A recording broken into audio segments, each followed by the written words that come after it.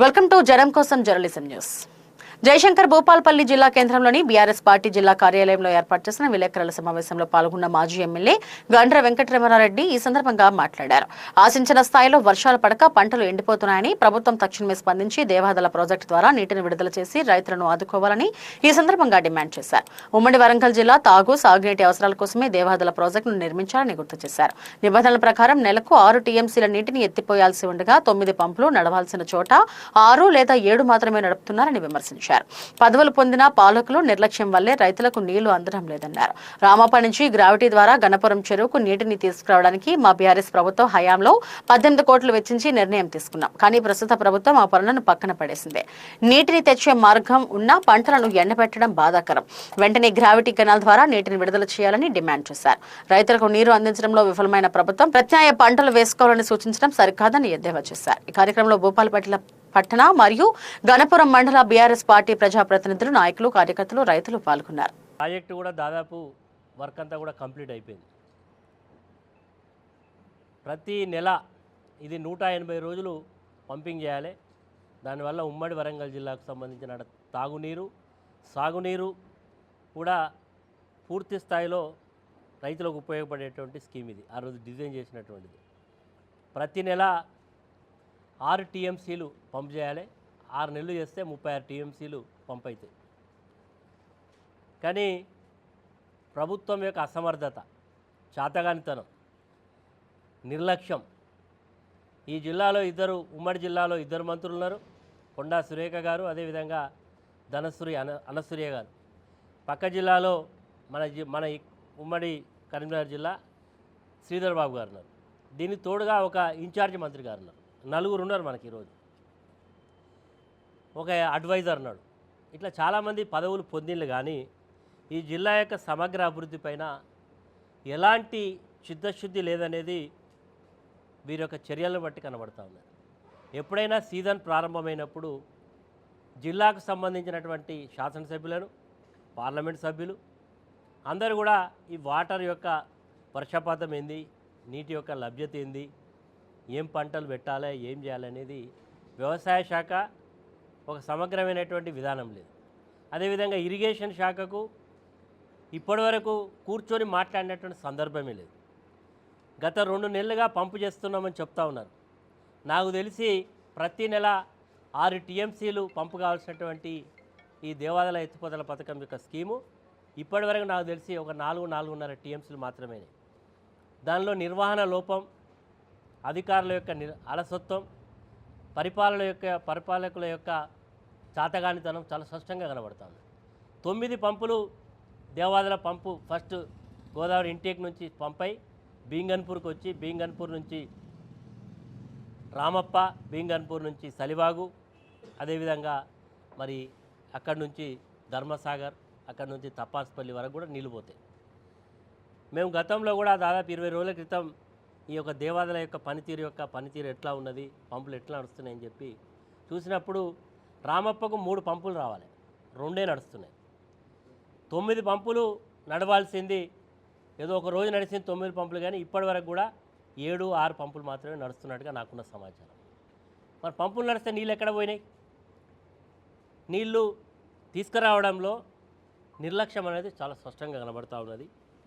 కాబట్టే ఈరోజు రైతుల పక్షాన గతంలో ఒకసారి ప్రాజెక్టులన్నీ కూడా చూసి గన్పూర్ ప్రాజెక్ట్ చెరువుకు పోయినాం, అదేవిధంగా రామప్పకు పోయినాం, సలివాగు యొక్క పంపింగ్ ఇవన్నీ కూడా పరిశీలన చేసినాం, బీంగన్పూర్లో కూడా తెలుసుకున్నాం. కానీ ఎలాంటి పురోగతి కనబడతలేదు. కాబట్టి మరొకసారి మీ ద్వారా జిల్లా యంత్రాంగానికి, ఉమ్మడి వరంగల్ జిల్లాకు సంబంధించినటువంటి చీఫ్ ఇంజనీర్సు, అదేవిధంగా హైదరాబాద్లో కూర్చొని మాట్లాడుతున్నటువంటి ఉత్తమ్ కుమార్ రెడ్డికి, రేవంత్ రెడ్డికి నేను ఈరోజు మా రైతుల పక్షాన ప్రశ్నిస్తున్నాను. నాకు గుర్తెరిగి నాట్లేకుండా ఎప్పుడూ లేవు.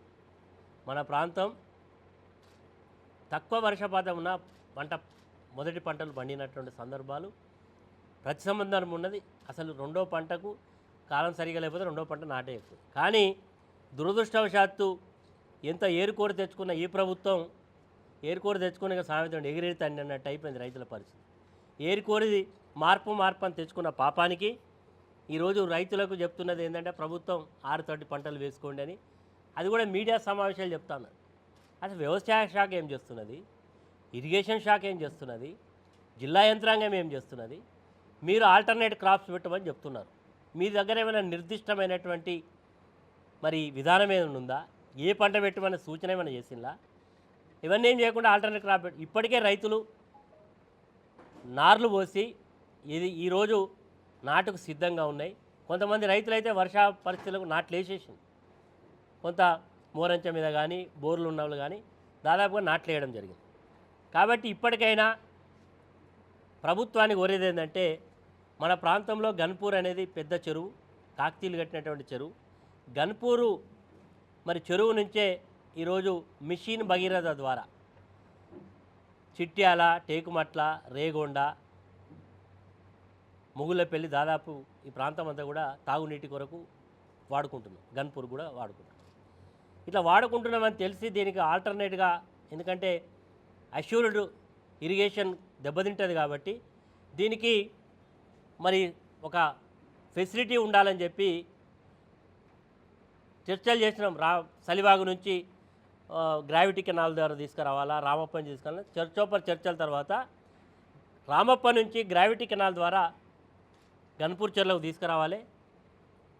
రైతుల యొక్క వ్యవసాయానికి ఎలాంటి ఇబ్బంది లేకుండా, ఇరిగేషన్కి ఎలాంటి ఇబ్బంది లేకుండా చూడాలి. అదేవిధంగా తాగునీటికి కూడా ఎలాంటి ఇబ్బంది ఉండకూడదని చెప్పి ఆ రోజు ప్రభుత్వం నిర్ణయం తీసుకొని గ్రావిటీ కెనాల్ ద్వారా రామప్ప నుంచి గన్పూర్ చెరువులకు నీళ్లు తీసుకురావాలని చెప్పి ఆ రోజు నిర్ణయం చేసి దాదాపుగా ఒక 20 కోట్ల రూపాయలు ఆ రోజులలో 18లో 17,58,00,000 శాంక్షన్ ఇవ్వడం జరిగింది. తర్వాత నేను శాసనసభ్యుడు అయిన తర్వాత 2018లో నేను ఎమ్మెల్యే అయిన తర్వాత అనేక మార్లు ఈ విషయాన్ని శాసనసభలో చర్చించిన. అదేవిధంగా రాష్ట్ర ముఖ్యమంత్రి కేసీఆర్ గారి దగ్గరికి వెళ్ళి, మరి సార్ ఇట్లా గ్రావిటీ కెనాల్లో ఒక చెరువు నింపి ఇంకొక చెరువు నింపుకుంటూ వస్తే దానికి సరిగా వాటరు రాదు, కాబట్టి direct Ramappa to Ganpur gravity canal direct Ganpur చెరువులో పడితేనే దీనికి ప్రయోజనం ఉంటుందని చెప్పి మళ్ళీ ముఖ్యమంత్రి గారు చెప్తే వారు మొత్తం కూడా ఎగ్జామిన్ చేసి వారు శాంక్షన్ ఇవ్వడం జరిగింది. దాదాపు 19,76,00,000 రూపాయలు శాంక్షన్ ఇచ్చిండ్రు. టెండర్ ప్రాసెస్ కూడా పూర్తయిపోయింది. అదృష్టమో నేను ఓడిపోయినా. ఇప్పుడు ఒక శాసనసభ్యుడు వచ్చిండు, ఇక్కడ ప్రభుత్వం మారింది. ఆ పనిని అదే యథాస్థితిగా కొనసాగించుంటే ఇప్పటివరకు సమస్యనే ఉండేది కాదు. ఒకవేళ ఆ సమస్య ఉన్నా మరి ఈరోజు 2 చెరువులు నింపుకుంటే నెక్స్ట్ చెరువు గన్పూర్ చెరువులోకి వస్తాయి. నేను శాసనసభ్యుడిగా ఉన్నప్పుడు 2021లో కరోనా లాంటి సమయంలో ఇట్లాంటి పరిస్థితి వచ్చినప్పుడు గన్పూర్ చెరువులకు ఆ రోజు నీళ్లు తీసుకొచ్చినటువంటి విషయాలు మీరందరూ కూడా ఉన్నాయి. కావాలంటే నేను విజువల్స్ చూపెడతా. ఆ రోజు అక్కడ ఉండేటువంటి స్థానిక శాసనసభ్యురాలు సీతక్క గారు ఆబ్జెక్షన్ చెప్పింది. ఆమెను ఆబ్జెక్షన్ పక్కకు పెట్టి ఆ రోజు నీళ్లు తీసుకురావడం జరిగింది. మరి 21లో నేను తెచ్చిన నీళ్లను ఈరోజు ఉండేటువంటి స్థానికంగా ఉండేటువంటి గొప్ప గొప్ప నాయకులు అని చెప్పుకునేటోళ్లకు మరి ఎందుకు మనసు రావడం లేదు? రైతులు పోయి అడిగితే పిచ్చి పిచ్చి మాటలు మాట్లాడు. ఎందుకు పెట్టనిచ్చిన దేవాదుల, ఎందుకు పెట్టనిచ్చిన మిషన్ భగీరథ పంప. ఈరోజు ఈ యొక్క ప్రభుత్వం ప్రతి ఇంటికి స్వచ్ఛమైనటువంటి నీళ్ళు ఇవ్వాలనే సదుద్దేశంతో ఆనాడు కేసీఆర్ గారు ప్రతి ఇంటికి గోదావరి కృష్ణ నీళ్ళని తాగిస్తామని చెప్పి తీసుకున్న చర్యలో భాగంగా ఈరోజు నీటి సమస్య పోయింది. కాబట్టి దానికి ఆల్టర్నేటివ్ రామప్ప నుంచి గ్రావిటీ కెనాల్ ద్వారా ఈరోజు రామప్ప నుంచి పోయినా, గన్పూర్ నుంచి పోయినా, సలివాగు నుంచి పోయినా, పాకాల నుంచి పోయినా ఎక్కడైనా ఆల్టర్నేట్స్ అన్నీ కూడా ప్రభుత్వం చేసి వ్యవసాయ రంగానికి ఇబ్బంది లేకుండా తాగునీటి సమస్యకు ఇబ్బంది రాకుండా ఆల్టర్నేట్స్ అన్నీ కూడా అరేంజ్మెంట్ చేసింది. కానీ నిర్వహణ చేతగానేటువంటి వ్యక్తులు రైతుల మీద అరవడాలు, పేడబొబ్బలు పెడితే సమస్య పరిష్కారం కాదు. ఈరోజు నిజంగానే చిత్తశుద్ధి ఉంటే జీవోలు లేవు, దీనికి ఏం లేదని నేను చూపెడుతున్నా. ప్రభుత్వము దీని మీద ఏమేమి శాంక్షన్స్ ఇచ్చిందో మీకు ఇస్తున్నా. మీరు కూడా మీడియాలో దీన్ని ప్రచారం చేయండి. ఇప్పటికైనా నేను శ్రీధర్ బాబు గారికి, అదేవిధంగా ఇద్దరు జిల్లా మంత్రులకు ఇన్ఛార్జ్ మందికి అప్పీల్ చేస్తున్నా. ఆన్ బిహాఫ్ ఆఫ్ ఫార్మర్స్, రైతుల పక్షాన ప్రభుత్వానికి విజ్ఞప్తి చేస్తున్నా.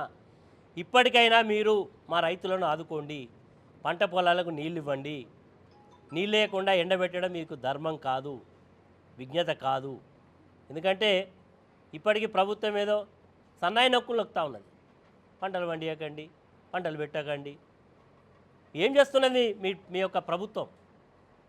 వర్షా పరిస్థితులు ఉన్నాయని చెప్పి, ఎలినో ఉన్నదని చెప్పి వాతావరణ శాఖ హెచ్చరిక చేసినా మీకు ఏమన్నా చీమ గుట్టినట్టు కూడా కాలే. అంటే మీకు ఏంటంటే మాకు అధికారం ఇచ్చింది, మేము 5 ఏళ్ళు ఎట్లయినా ఉంటాం, రైతులు ఎక్కడ పోతే ఏంది, రైతులకు ఏమైతే మాకేంది అని ఎటువంటి ఒక దురహంకారంతో, అహంకారంతో, తోలుమందంతో ఈరోజు ప్రభుత్వం వ్యవహరిస్తూ ఉన్నది.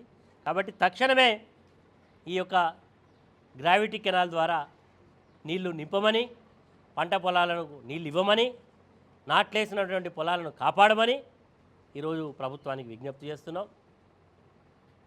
అదేవిధంగా ఈ ప్రభుత్వం అధికారంలోకి రావడానికి ప్రధానమైనటువంటిది వృద్ధుల పెన్షన్. డిసెంబర్లో ఎలక్షన్లు అయితే జనవరిలో ఎక్కంగానే 2000 జాగాలో 4000 ఇస్తాను. ఆశపడ్డారు వృద్ధులు కానీ, వితంతువులు కానీ, ఒంటరి మహిళలు కానీ, అనేక కుల వృత్తులు చేసుకున్న వాళ్ళు ఆశపడి ఓట్లేసింది. ఇప్పటికీ ప్రభుత్వం అధికారంలోకి వచ్చి 31 నెలలు పూర్తయి 32 నెలలు అడుగు పెడతా ఉన్నది. ఏదో చెప్పిండు రేపు ఆగస్టు 15 నుంచి కొత్త పెన్షన్లు ఇస్తామని. సంతోషం, ఆలస్యంగానైనా మీకు ప్రజల కష్టాలు తెలిసినందుకు ఓకే. కానీ అందులో తిరకాల్సి పెట్టిండు. అందులో ఏంది, భర్త చనిపోయిన వితంతువులకు, ఒంటరి మహిళలకు, చేనేత కార్మికులకు, గౌడ సోదరులకు, ఇంకా ముద్రా సోదరులకుతో పాటుగా అంగవైకల్యం కలిగిన వాళ్ళకి ఇస్తాం. 57 సంవత్సరాలు దాటినటువంటి వృద్ధులకు దాని విషయంలో ఇవ్వకూడదని చెప్పి ప్రభుత్వం నిర్ణయం తీసుకున్నట్టుగా మనకు తెలుసు. అరే ఎందుకే బాబు, 57 ఏళ్ళు దాటినటువంటి వృద్ధులకు ఇవ్వడంలో మీకు ఎందుకు ఇంత వివక్షత? మరి రేపు మళ్ళా 15వ తారీఖు నాడు అందరు ఇప్పటికే ఎంపీడీఓలకు, విలేజ్ సెక్రటరీ ద్వారా అప్లికేషన్స్ అన్నీ కూడా ఇవ్వడం జరిగింది. నిజంగా మీకు చిత్తశుద్ధి ఉన్నట్టయితే పెన్షన్ 2000 పెన్షన్ 4000 మాట దేవుడు ఎరుగు. సరే, అర్హత కలిగిన వాళ్ళకు పెన్షన్లన్నీ మొత్తం పూర్తి స్థాయిలో ఇట్లా 31 నెలలు గడిపినావు కదా, ఇది ధర్మమా నీకు? ప్రజలు ఇంత ఇబ్బంది పెట్టడం. ఇప్పటికైనా తక్షణమే అర్హత ఉన్న ప్రతి వ్యక్తికి రేపు కొత్త పెన్షన్లు ఇచ్చేటప్పుడు ఇవ్వాలి. ఇవ్వడంతో పాటు నువ్వు చెప్పినావు కదా 2000 కాదు 4000 రూపాయలు ఖచ్చితంగా రేపు ఆగస్టు 15 తారీఖు నాడు ఇవ్వకపోతే ఖచ్చితంగా ప్రజల తిరుగుబాటు వస్తుంది. నీ మీద ప్రజలు తిరుగుబాటు చేస్తారు. జాగ్రత్త అని హెచ్చరిక చేస్తాను. మాటలేమో చాలా ఘనంగా మాట్లాడినావు, చేతులేమో నీ అన్నీ కూడా ఉత్తర ప్రగల్భాలు వెళ్ళిపోయినాయి. ఇది వాస్తవమా లేదా? ప్రజలు ఈరోజు చర్చ జరుగుతూ ఉంది. ఇంకా చాలా చెప్పిండు, ఆడబిడ్డకి 2500 తులం బంగారం అవి ఇవి అని చెప్పిండు. ఇప్పటికే అర్థమైపోయింది, ఈయన రేవంత్ రెడ్డి కాదు, ఈయన రవంత్ రెడ్డి, ఈయనతో ఏం కాదు, ఈయన వల్ల ఏం జరగది అని ప్రజలు అర్థం చేసుకున్నారు. కాబట్టి ఇప్పటికైనా నీకు ఇంకా సమయం 29 నెలలు ఉన్నట్టున్న సమయం, ఇప్పటికైనా ఒళ్ళు దగ్గర పెట్టుకొని ప్రజలకు ఇచ్చిన వాగ్దానం అమలు చేయడానికి, రైతుల యొక్క కష్టాలను కడతీర్చడానికి పరిష్కారం చేయి. ఇప్పటికి ఓటేసిన పార్పానికి యూరియాకు యాపిల్ పెట్టినావు, ఎరువులు దొరకడం లేదు, ఇబ్బంది పడతా ఉన్నారు రైతులు. కాబట్టి ఈరోజు వ్యవసాయ శాఖను అప్రమత్తం చేయండి, రైతులను ఆదుకోండి, రైతుల పక్షాన్ని నిలబడండి అని ఈరోజు ప్రభుత్వాన్ని విజ్ఞప్తి చేస్తున్నాం. మేము మాత్రం ఖచ్చితంగా మా పాత్ర రైతుల పక్షాన పోరాటం చేయడంలో ముందుంటాం.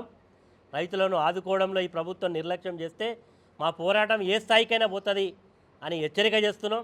ఇప్పటికే కాళేశ్వరాన్ని నువ్వు ఇప్పటికీ 30 నెలల నుంచి కూలేశ్వరం అని చెప్పినావు. ఊళ్ళో పోతే అంటున్నారు, అరేగా సుతార్లు దొరుకుతలేరా, లేకపోతే సిమెంట్ దొరుకుతలేదా, ఇంత స్టీల్ దొరుకుతలేదా, రిపేర్ చేసే తెలివిలేదా రేవంత్ రెడ్డికి? ఎందుకు చేస్తలేడని ప్రజలు ప్రశ్నిస్తూ ఉన్నారు. ఈరోజు నిజంగా కాళేశ్వరం ప్రాజెక్ట్ అనేది తెలంగాణకు ఒక సంజీవం లాంటి ప్రాజెక్టు. ఇంత వర్షాలు తక్కువ ఉన్నా పోయేటువంటి గోదావరి జలాలను వాడుకున్నట్టయితే మేలు జరిగేది. ఈరోజు రేవంత్ రెడ్డి కోటేసిన పాపానికి క్లోజ్ అయినటువంటి ప్రాజెక్టులను కూడా రీఓపెన్ అవుతూ ఉన్నాయి. అలొకేషన్ అయినటువంటి గోదావరి మరి వాటర్ అలొకేషన్ దాని మీద కూడా మళ్ళీ తిరగదోడే ప్రయత్నం చేస్తూ ఉన్నది. కేసీఆర్ గారు ఎప్పుడు చెప్పేది, ఇంటికైనా ఇంటి పనికైనా మట్టి పనిగా ఇంటోడు ఉన్నారు. తెలంగాణ హక్కులను పరిరక్షించడానికి తెలంగాణ తెచ్చినటువంటి ఉద్యమకారుని కాదని ప్రజలు నీకు ఇచ్చినందుకు మరి ఈరోజు ప్రతి విషయంలో ఇబ్బంది పెడతా ఉన్నావు. ఇప్పటికి కూడా మరి రేవంత్ రెడ్డి గారు నీ యొక్క గురువుకు గురుదక్షిణ ఇవ్వడం బంద్ చేయి, తెలంగాణ హక్కులను పరిరక్షించడంలో నీ యొక్క చిత్తశుద్ధిని ప్రదర్శించమని మరొకసారి విజ్ఞప్తి చేస్తూ మరి ముఖ్యంగా